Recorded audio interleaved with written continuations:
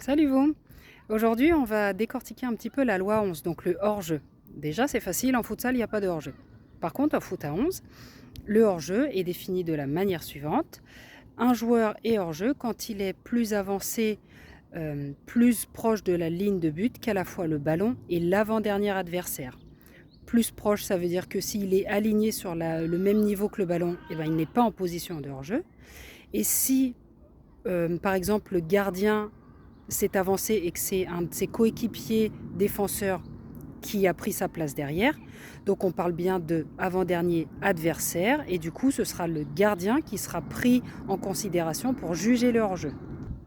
En soi, un joueur a le droit d'être en position de hors-jeu. S'il a envie d'être assis tout le match dans la surface de réparation, il a le droit.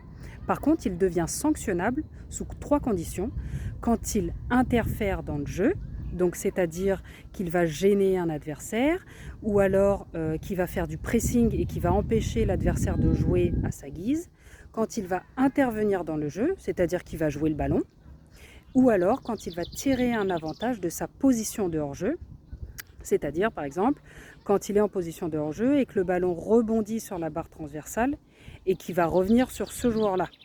Donc là, l'arbitre assistant va lever le drapeau et signaler la position de hors-jeu. Ce hors-jeu sera repris par un coup franc direct à l'endroit de la faute. On se rappelle juste qu'il n'y a pas de hors-jeu, jamais, sur un 6 mètres, sur un corner, sur une touche.